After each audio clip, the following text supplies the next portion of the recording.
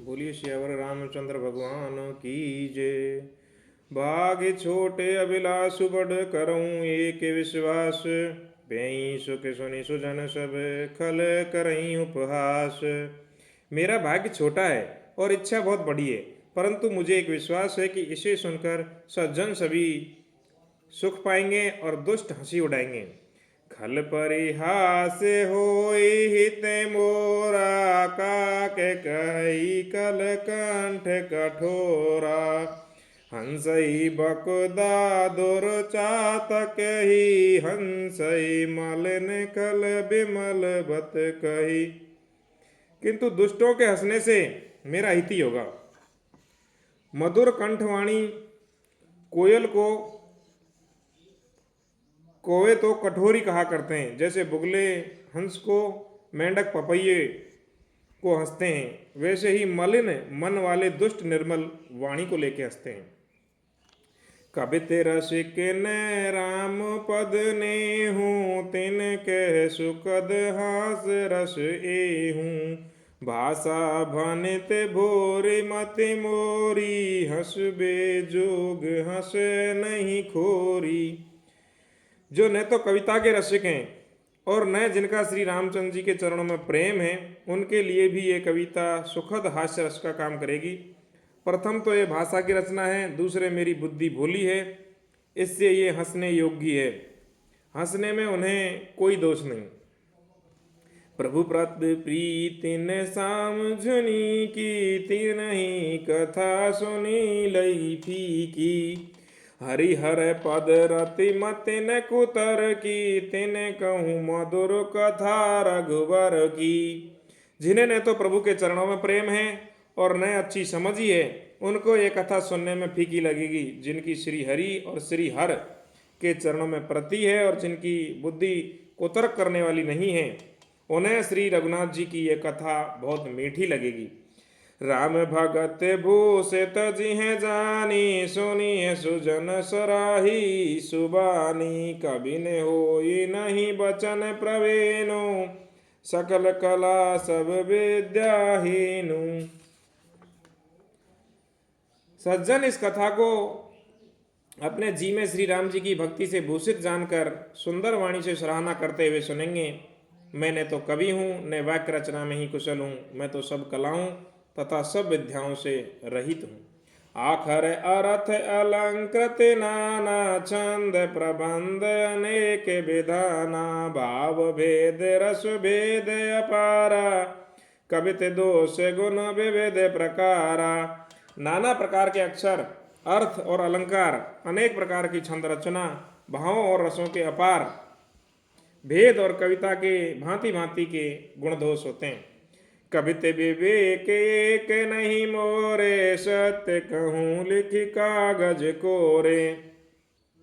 इनमें से काव्य संबंधी एक भी बात का ज्ञान मुझ में नहीं है, ये मैं कोरे कागज पर लिखकर शपथ पूर्वक सत्य सत्य कहता हूँ। भनिति मोरि सब गुण रहिते, विश्व विदित गुण एक। सो विचारी सुनी सुमति, जिनके विमल विवेक। मेरी रचना सब गुणों से रहित है, इसमें बस जगत प्रसिद्धि का एक गुण है। उसे विचार कर अच्छी बुद्धि वाले पुरुष जिनके निर्मल ज्ञान है, इसको सुनेंगे। यही में है रघुपति नाम उदारा, अति पावन पुराण श्रुति सारा। मंगल भवन मंगल हारी, उमा सहित जही जपत पुरारी।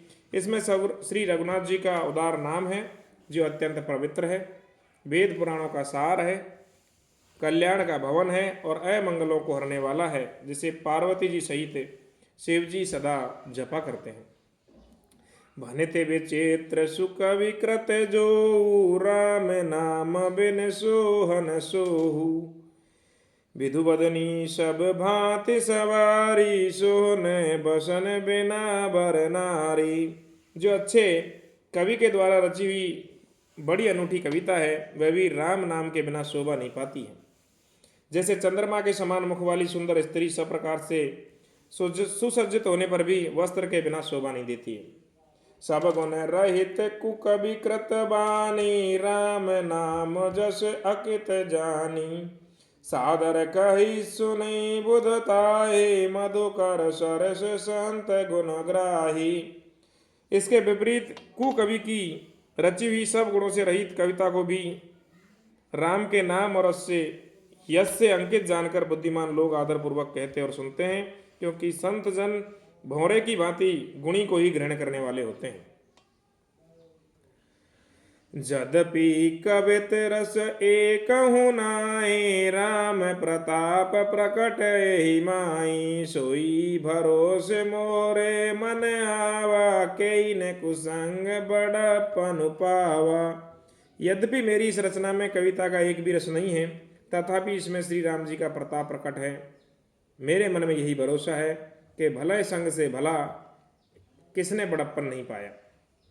धूमऊ तजहि सहज करुआए, अगरु प्रसंग सुगंध बसाए। भनति भदेश वस्तु भले बरनी, राम कथा जग मंगल करनी। धुआं भी अंगार के संग से सुगंधित होकर अपने स्वाभाविक कड़वेपन को छोड़ देती है। मेरी कविता अवश्य भद्दी है, परंतु इसमें जगत का कल्याण करने वाली राम कथा रूपी उत्तम वस्तु का वर्णन किया गया है, इससे यह भी अच्छी समझी जानी चाहिए। मंगल करनी कलिल मल हरनि, तुलसी कथा रघुनाथ की। गति कूर कविता सरित की, जो सरित पावन पाथ की। प्रभो सुजस संगत भनीति, भली होई सुजन मन भावनी। भव्यंग भूति मशान की, सुमरित सुहाविन पावनी। तुलसीदास जी कहते हैं कि श्री रघुनाथ जी की कथा कल्याण करने वाली, कलयुग के पापों को हरने वाली है। मेरी इस भद्दी कविता रूपी नदी की चाल पवित्र जल वाली नदी गंगा जी की चाल की भांति टेढ़ी है। प्रभु श्री रघुनाथ जी के सुंदर यश के संग से यह कविता सुंदर और सज्जनों के मन को भाने वाली हो जाएगी। शमशान के अपवित्र राख भी श्री महादेव जी के अंग से सुहानी लगती है और स्मरण करते ही पवित्र करने वाली होती है। बोलिए सियावर रामचंद्र भगवान की जय।